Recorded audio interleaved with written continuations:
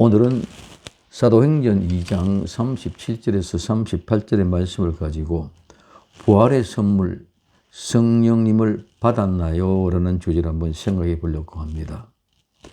이란과의 전쟁에서 이제 처음으로 미국 출신인 교황 레오 14세와 트럼프 대통령과의 설전이 지금 이어지고 있는 가운데 있습니다.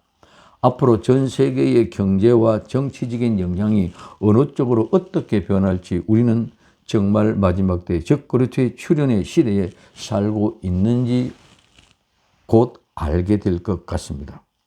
교황은 가톨릭 내부에서도 개혁을 인하여 분열이 될지 아니면 싸움으로 인하여 어떻게 될지와 정치적인 트럼프 대통령과의 관계 속에서 앞으로 어떻게 하나님이 인도해 주실지 잘 두고 볼 수 있기를 바랍니다. 지난주 부활절에 우리는 부활의 선물의 말씀을 드렸습니다. 그러면 부활의 선물은 무엇입니까? 곧 성령님입니다. 요한계시록은 다음 주부터 다시 살펴보도록 하고 오늘은 성령을 받는 방법에 대해서 생각해 보도록 하겠습니다. 부활의 선물을 받았다는 말은 무슨 말입니까? 한마디로 성령을 받으라는 것입니다. 요한복음 20장 22절에 이 말씀을 하시고 그들을 향하사 숨을 내쉬며 이르시되 성령을 받으라 하고 말씀하고 있습니다. 부활의 선물 성령님을 받았습니까? 우리가 알고 있는 그냥 말로 입술로 쉽게 그냥 성령님을 그렇게 받는 것이 아닙니다. 성령이 받는 방법 첫째, 하나님의 말씀을 듣고 마음의 찔림을 받아 우리가 어찌할꼬 하는 고백, 통곡이 있어야 합니다. 사도행전 2장 37절에 그들이 이 말을 듣고 마음에 찔려 베드로와 다른 사도들에게 물어 이르되 형제들아 우리가 어찌할꼬 하거늘 하고 말씀하고 있습니다. 첫째, 마음에 찔려야만 합니다. 그들이 이 말은 바로 베드로의 설교입니다. 베드로의 설교를 듣고 마음이 찔렸습니다. 성도들은 하나님의 말씀을 듣고 마음을 찔림을 받아야만 합니다. 그 찔림은 찔리다는 말은 꽤 찔러서 찔려서 찔리다는 말입니다. 이는 뭐뭐대로 뭐뭐같이 무엇을 위하여와 꽤 찔러다 찔리다에서 유래하여 꽤 찔러다 꽤 뚫다는 말은 마음에 예리한 고통을 주다는 말입니다. 우리는 하나님의 말씀을 듣고 찔림이 받는 것은 정말 마음에 예리한 고통. 하나님 말씀이 우리의 심령을 찢어놓는 그런 역사가 일어나야 된다는 것입니다. 이 찔림은 예수님이 십자가에서 옆구리에 창을 찔려서 물과 피를 다 쏟으신 것처럼 우리는 하나님의 말씀을 듣고 마음의 찔림을 받아야만 합니다. 그리고 그 찔림을 받아서 우리의 죄를 예수님의 그 피와 물로 깨끗하게 해야 합니다. 마음에 찔린다는 뜻은 베드로의 설교를 들은 그 성도들은 통렬한 슬픔과 후회를 마음으로 찔림을 받고 예리한 고통을 받았다는 말씀입니다. 하나님의 말씀은 성도들을 통해하고 정말 마음에 찔려야만 합니다. 마음에 찔림이 없으면 예수님이 필요 없습니다. 무리가 되고 구경꾼이 되어서 종교인이 되고 말 뿐입니다. 종교인들은 예수님과 아무런 상관이 없습니다. 설교는 이 세상의 정치적인 웅변이나 연사가 아니라 하나님의 말씀을 통하여 말씀을 듣고 마음의 찔림을 받게 해야 합니다. 그러나 지금의 현실은 하나님의 말씀이 세상의 웅변이나 연사가 되어 사람들을 웃기고 많은 사람들을 모이게만 하는 행사, 이벤트만 하고 있습니다. 지난주 부활절에 어떤 일이 일어나는지 아십니까? 부활절 프레이드를 하면서 부활하신 예수님의 성천의 모습을 보여준다고 크레인으로 끌어올리면서 예수님의 성천의 모습을 표현했습니다. 절대적인 진리를 우리가 만들어 보여주는 것, 세상 사람들이 이것을 보고 모두가 다 비웃었을 것입니다. 우리끼리 성취하는 모습을 보고 함성을 질렀을지 모르지만은 세상에서 성천하는 예수님이 그 크레인에 묶여 끌려 올라가는 모습, 정말 예수님을 초췌하고 오히려 비참하게 보고 비웃지나 않을지 모르겠습니다. 우리는 너무나 많이 교회 안에서 우리끼리만 잔치를 벌이고 축제하며 기뻐하고 행복해합니다. 이재명 대통령이 교회에 예배드리러 왔다고 야단입니다. 이것이 진정한 예수님의 부활과 무슨 상관이 있으며 거룩한 하나님의 사람의 손으로 표현한다는 자체가 있을 수 없는 오만 그 자체입니다. 진정한 교회 성도는 하나님의 말씀을 듣고 우리가 어찌할꼬 하는 찔림이 있어야 됩니다. 그러나 오늘의 현실은 회개도 없이 너, 나 없이 하나님은 당신을 사랑한다고만 합니다. 절대로 있을 수 없습니다. 하나님은 절대로 죄인을 용서하지 않고 사랑하지 않습니다. 오직 회개와 죄 사함을 받은 사람만 사랑하시는 분이 하나님입니다. 왜 그렇습니까? 하나님은 절대 죄와 함께할 수 없는 분입니다. 마음의 찔림은 무엇입니까? 죄로 인한 찔림입니다.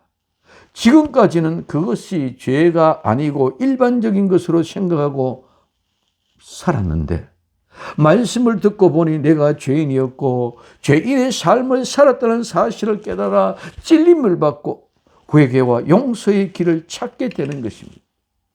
내가 찔림을 받아 죄인의 사실이 고백되어지지 아니하면 기독교인, 즉 종교인은 될 수 있으나 절대로 예수님은 필요가 없습니다. 그러므로 예수님을 믿을 수가 없습니다.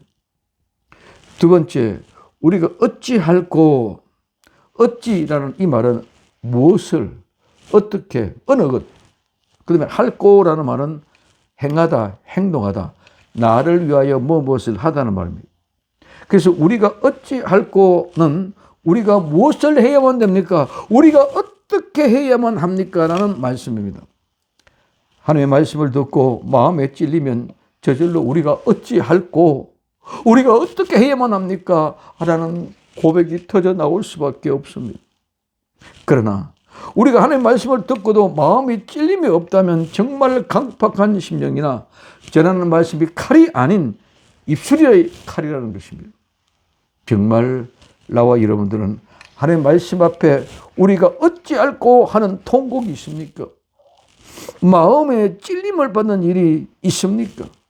아니, 교회를 지금까지 몇 년, 몇십 년 다녀도 한 번도 마음에 찔림을 받아 우리가 어찌할꼬 하는 통곡이 아니라 내게 주시는 말씀이 마음에 찔림이 오면 오히려 시험이 들어서 교회에 나오지 않고 교회를 떠난 사람은 아닙니까? 절대로 하나님의 말씀은 우리를 기분 좋게만, 기쁘고 행복하게만 해 주시는 것이 아닙니다. 우리가 잘못했을 때는 엄청난 채찍질을 통하여 우리가 어찌할꼬 하는 고백이 터져 나오도록 합니다. 오늘 히브리서 12장 5절에서 7절에 또 아들들에게 권하는 것이 너희에게 권면하신 말씀을 또 잊었도다. 일렀으되 내 아들아 주의 징계하심을 경히 여기지 말며 쉽게 여기지 말며 그에게 꾸지람을 받을 때 낙심하지 말라. 주께서 그 사랑하는 자를 징계하시고 그가 받아들이시는 아들마다 채찍질 하심이라 하였으니 너희가 참으면 징계를 받기 위함이 아니라 하나님의 아들과 같이 너희를 대우하시나니 어찌 아버지가 징계하지 않는 아들이 있으리요 하고 말씀하고 있습니다. 우리가 어찌할꼬 하는 고백은 회개시키기 위한 하나님의 사랑입니다. 그러므로 성도들은 하나님의 말씀을 듣고 우리가 어찌할꼬 하는 통곡을 통하여 하나님의 사랑을 알아야만 합니다. 두 번째, 회개하여 예수 그리스도의 이름으로 세례를 받아야 합니다. 사도행전 2장 38절에 베드로가 이르되 너희가 각각 회개하여 예수 그리스도의 이름으로 세례를 받고 죄 사함을 받으라. 그리하면 성령의 선물을 받으니 하고 말씀하고 있습니다. 첫째, 회개입니다. 회개는 마음을 바꾸다, 회개하다, 회심하다. 이 말은 양심의 가책을 느끼다, 즉 한탄하다, 마음에 한탄하는 말입니다. 회개는 마음의 탄식과 한탄으로 하나님께 마음을 돌리고 돌아오는 것이 회개입니다. 이 회개는 첫째, 베드로의 오순절 설교는 회개, 회심과 세례가 하나입니다. 회개는 악으로부터 멀리 돌아섬, 즉 하나님을 향하여 돌아서는 것입니다. 회개는 변화된 삶의 방식의 증거가 나타나야 합니다. 그것이 곧 바로 하나님의 선물입니다. 사도행전 3장 19절에 그러므로 너희가 회개하고 돌이켜 너희 죄 없이 함을 받으라. 이같이 하면 새롭게 되는 날 주의 앞으로부터 이를 것이요 하고 있습니다. 회개하고 돌이켜 죄 사함이 없음을 받는 것, 회개하고 돌이키면 곧 죄 사함이 받는 것이 곧 하나가 됩니다. 회개하고 돌이켜 하나님께로 돌아오면 하나님의 죄를 용서하게 주기 때문에 베드로는 오순절 설교에서 회개와 세례가 하나라고 얘기하고 있는 것입니다. 또한 요한계시록은 회개를 위한 긴급 부르심은 임박한 마지막 때 종말에 대한 외침입니다. 요한계시록 2장 5절에 그러므로 어디서 떨어졌는지 생각하고 회개하여 처음 행위를 가지라. 만일 그러지 아니하고 회개하지 아니하면 내가 가서 내 촛대를 그 자리에서 옮겨버리라. 하나님의 교회, 성도된 직분, 그 모든 것들을 하나님에 옮겨버리겠다는 것입니다. 요한계시록 2장 16절에는 그러므로 회개하라. 그렇지 아니하면 내가 속히 가서 내 입에 검으로 그들과 싸우려. 회개하지 않는 그 사람들에게 예수님 오셔서 입에서 나오는 말씀으로 그들과 싸우겠단 말이에요. 요한계시록 3장 3절에 그러므로 내가 어떻게 받았으며 어떻게 들었는지 생각하고 지켜 회개하라. 만일 회개하지 않으면 내가 도둑같이 이르느니 어느 때에 너희에게 이럴지 내가 알지 못하리라. 우리 주님이 절대로 알지 못한다고 말씀하고 있습니다. 요한계시록 3장 19절에 부른 내가 사랑하는 자를 책망하여 징계하노니 그러므로 내가 열심을 내라 회개하라. 오늘 우리는 모두가 열심을 내고 회개하는 복된 성도가 될 수 있기를 예수님의 이름으로 부탁을 드립니다. 회개, 이 회개로 부르심은 교회를 성도들을 탄식하고 한탄하게 하면서 반성하게 하여 이제는 죄와 악으로부터 돌아서게 하고 그들의 이전의 삶의 상태를 회복하게 합니다. 여기서 강조점은 끝까지 인내라는 것입니다.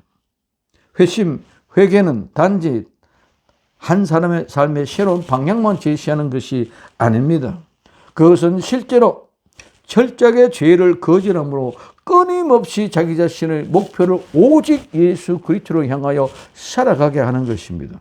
그러므로 회개한 사람은 절대로 다시 죄를 지을 수 없습니다. 히브리서 6장 5절에서 6절에 하나님의 선한 말씀과 내세의 능력을 맛보고도 타락한 자들은 다시 새롭게 하여 회개할 수 없나니 이는 그들이 하나님의 아들을 다시 십자가에 못 박아 드러내놓고 욕되게 함이라고 말씀하셨습니다.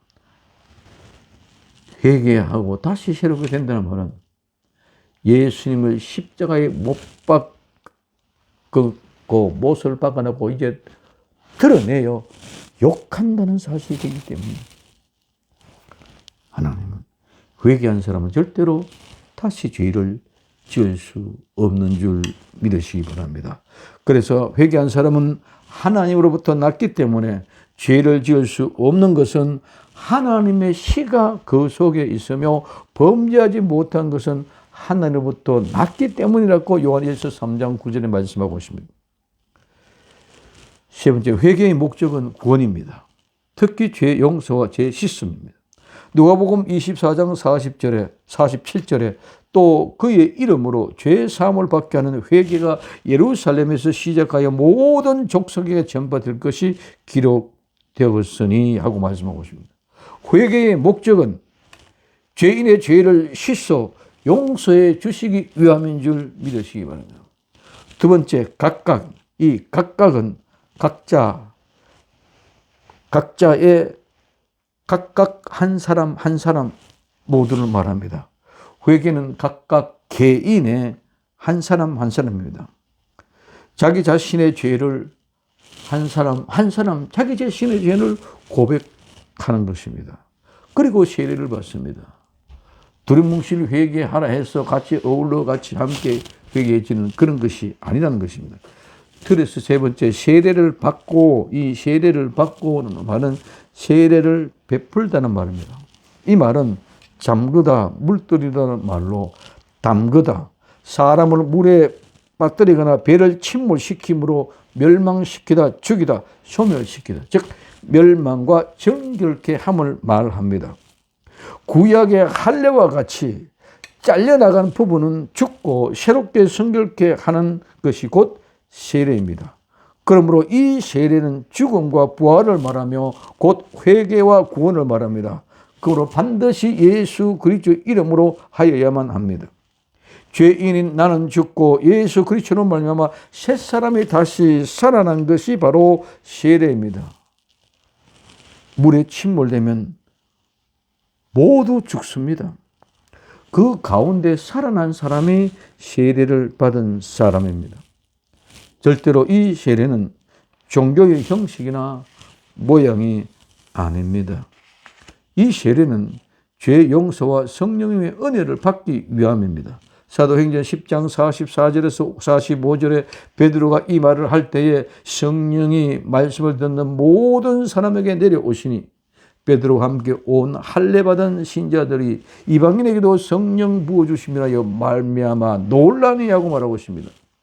회개는 예수 그리스도가 하나 되는 것입니다. 즉 예수 그리스도의 아내랍니다.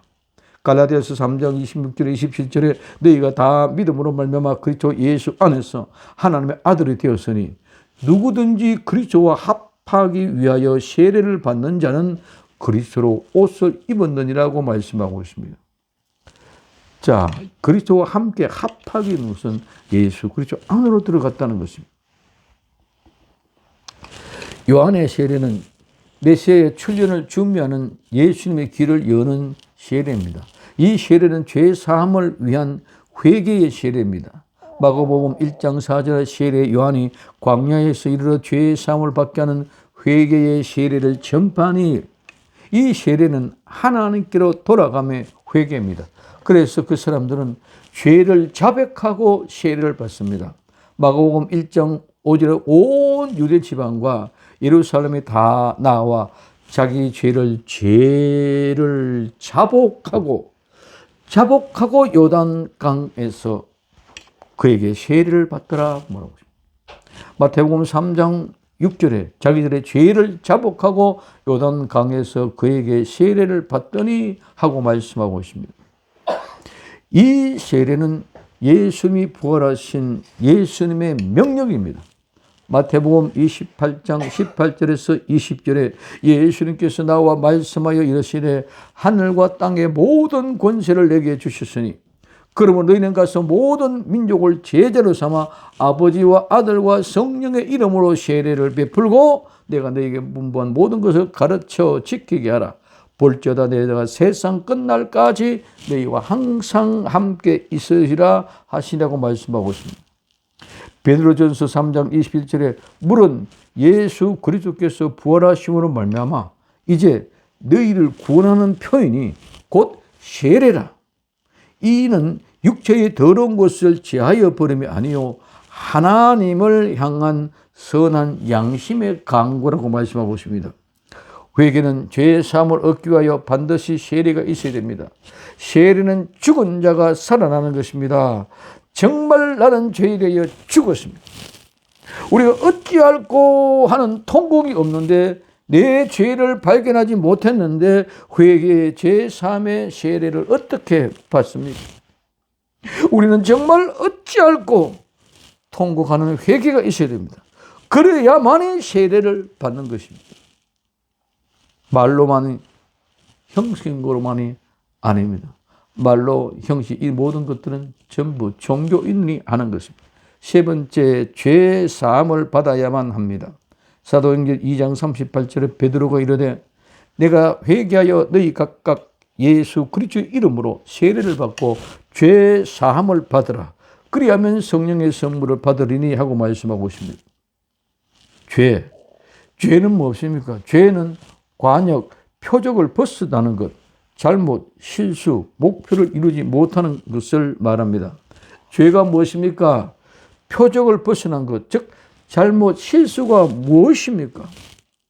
에덴 동산에 뱀의 말을 듣고 하와와 아담이 하나님의 말씀에 불순종하여 따먹은 선악과부터 시작이 됩니다. 하나님의 말씀에 불순종하여 뱀의 말을 들은 것은 관역, 표적을 벗어난 것입니다. 하나님께 표적을 향하여야 하는데 뱀에게 표적을 맞추었기 때문에 그 표적은 벗어난 것입니다. 사함, 제 사함이라는 것은 석방요, 해방, 면제의 용서입니다. 이 말은 탕감하다, 용서하다. 두 번째, 보내다, 가게 하다. 세 번째, 버리다는 말에서 유래되죠. 그래서 죄 사함이라는 것은 하나님이 모든 죄를 탕감하고 그 다음에 가게 하여서 모두를 버리고 죄를 버려버리는 것이 바로 회개입니다. 그러므로 이 말은 곧 석방이요 용서요 사면을 말하고 직무와 의무 및 형벌로부터의 면제를 말합니다. 죄 사함을 받으라는 말씀은 우리가 어찌할꼬 하는 통곡과 함께 회개하여 세례를 받고 죄 사함을 받으라는 말씀입니다. 우리가 어찌할꼬 하는 회개가 없는 데는 절대로 세례를 받을 수 없습니다. 회개가 없는 세례, 종교인의 의식과 형식은 될 수 있으나 절대로 어찌할꼬 하는 회개가 없이는 세례가 아닙니다. 그래서 세례를 통하여 물과 성령으로 거듭날 때에 죄 사함을 받는 것입니다. 죄 사함을 받으라. 이 말씀은 하나님의 선물이라는 것입니다. 받으라. 죄 사함을 받으라. 받으라는 이 말은 받으라는 말은 선물이 아니고 안으로 속으로 무엇으로 향하여 무엇을 위하여라는 말입니다. 즉 죄 용서함을 위하여 죄 용서함을 받는 그 안으로 들어가는 죄 용서함을 위하여 죄 용서함 안으로 들어가는 것이 죄 용서를 받는 것인 줄 믿으시기 바랍니다. 그렇기 때문에 죄 용서함 안에 들어갔기 때문에 나는 이제는 다시 죄를 지을 수가 없어. 결론입니다. 그리하면 하나님의 선물을 받습니다. 그리하면 무슨 말씀입니까? 우리가 어찌할꼬 하는 회개와 두 번째 세례로 물과 성령으로 새롭고 거듭나면 세 번째 죄의 사함을 받으면 성령님을 선물로 받는다는 말씀입니다. 선물, 이 선물은 주다에서 유래하여 선물, 하나님이 주신 하사품입니다. 성령님을 선물로 받는다는 말씀은 하나님이 주시는 선물, 즉 하나님의 하사품인 성령님을 받는다는 것입니다. 선물은, 하사품은 하나님이 값없이 그저 주시는 것, 또 우리는 그저 받는 것입니다. 내 공로가 아니라, 즉 내가 기도를 많이 하고 내가 봉사를 많이 하고 내가 헌금을 많이 하고 내가 충성을 많이 하여 교회 생활에 열심하여 성령을 받는 것이 아니라 성령은 그냥 받는 거예요. 회개하고 죄사함을 받으면 선물로 그냥 주시는 것입니다. 그런데 우리는 많은 사람들이 성령이 받는 것에 대해서 오해를 하고 있습니다. 첫째, 예수님을 우리에게 선물로 주셨습니다. 요한복음 4장 10절에 예수님께서 대답하여 가라시되 내가 만일 하나님의 선물과 또 내게 물을 좀 달라 하는 이가 누구인 줄 알았더라면 내가 그에게 구하였을 것을 그가 생수를 내게 주었으리라. 여인에게 내가 선물이다. 선물이 무엇인 줄을 네가 알았더라면 내게 구하였을 것이다. 오늘 나와 여러분들은 예수님을 우리에게 선물로 주신 줄 믿으시기를 바랍니다. 두 번째, 성령님을 우리에게 선물로 주셨습니다. 사도행전 2장 38절에 베드로가 이르되 너희가 회개하여 각각 예수 그리스도 이름으로 세례를 받고 죄 사함을 받아라. 그리하면 하나님의 성령을 선물로 받으리니 하고 말씀하고 있습니다. 성령님을 우리는 선물로 받은 줄 믿으시기를 바랍니다. 그냥 내 힘으로 의지로 아니라 내가 정말 어찌할꼬 통구하고 회개하여 세례를 받고 죄의 용서를 받으면 하나님이 성령을 선물로 그냥 줬습니다. 성령님의 이 선물을 그냥 받는 복된 성도가 될 수 있기를 예수님의 이름으로 부탁을 드립니다. 또한 사도행전 8장 20절에 베드로가 이르되 내가 하나님의 선물, 이 선물은 성령입니다. 하나님의 선물, 성령을 돈 주고 살 줄로 생각하였으니 내 은과 내가 함께 망할지라도. 사도행전 11장 17절에 그런즉 하나님이 우리가 주 예수 그리스도를 믿을 때 주신 것 같은 성령 선물을 그들에게 주셨으니 내가 누구에게 하나님의 능력을 맡겠느냐 하고 말씀하고 있습니다. 오늘 하나님의 성령은 선물입니다. 그 선물을 받으면 우리 속에 정말 성령 하나님의 사람 되어 진리의 사람이 되는 줄 믿으시기를 바랍니다. 세 번째, 그리스도가 우리에게 선물로 주어졌습니다. 이 그리스도는 말은 기름 부은 자의 뜻인데 구약의 메시아입니다. 구약의 사람들은 이스라엘 백성들은 막 기도할 때마다 식사할 때마다 내가 메시아를 보기를 원한다고 기도했어요. 그만큼 이 메시아에 대한 갈망과 갈증이 있습니다. 그 메시아를 하나님이 우리에게 선물로 그냥 주신 줄 믿으시기 바랍니다. 로마서 5장 15절에 그러나 이 은사는 그 범죄와 같이 아니하나니 곧 한 사람의 범죄로 인하여 많은 사람이 죽었은즉 더욱 하나님의 은혜와 또 한 사람 예수 그리스도의 은혜로 말미암아 선물, 이 선물은 성령입니다. 선물은 많은 사람에게 넘쳤느니라고 말씀합니다.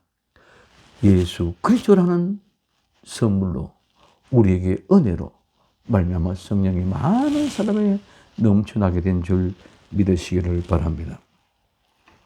하나님의 선물은 예수님과 성령과 그리스도입니다. 예수님과 성령과 그리스도를 통하여 우리에게 주어졌습니다. 그러므로 우리는 주어진 이 선물로 복음을 위하여 성령님을 따라 마땅한 일꾼이 되어야 할 것입니다. 에베소서 3장 7절에 이 복음을 위하여 그의 능력이 역사하시는 대로 내게 주신 하나님의 은혜의 성령, 즉 선물을 따라 은혜의 선물을 따라 내가 일꾼이 되었노라 하고 고백하고 있습니다. 우리는 하나님이 주시는 은혜의 선물을 받아야만 합니다. 우리가 어찌할꼬 회개하고 세례를 받고 내가 죽고 다시 살아 죄 용서함을 받으면 하나님이 성령님을 선물로 우리에게 값없이 그저 주신 줄 믿으시기 바랍니다. 그러므로 이 선물은 우리가 거절할 수 없습니다. 내가 받고 싶다고 받고 내가 받기 싫다고 받지 않는 것이 아닙니다. 무조건적인 은혜로 받아야만 합니다. 진정한 부활의 선물, 성령님을 받아서 그 선물을 따라 일하는 복된 성도가 되시기를 예수님의 이름으로 간절히 부탁을 드립니다. 오직 예수님 마라나다 기도합니다. 사랑하는 주님 감사합니다. 오늘 또 변함없는 하나님의 은혜와 사랑, 우리 주님이 주시는 아름다운 선물 성령님, 우리가 어찌할꼬 하는 회개와 세례를 물과 성령으로 새롭게 거듭나 죄 용서 받는 아름다운 사람이 되므로 하나님이 무조건적으로 주시는 그 성령을 받고 흔들리지 말고 끝까지 복음을 위하여 그 능력이 역사하시는 대로 성령의 역사에 따라 아름다운 일꾼이 되게 하옵소서. 다시 오실 예수님의 이름으로 기도드립니다. 아멘.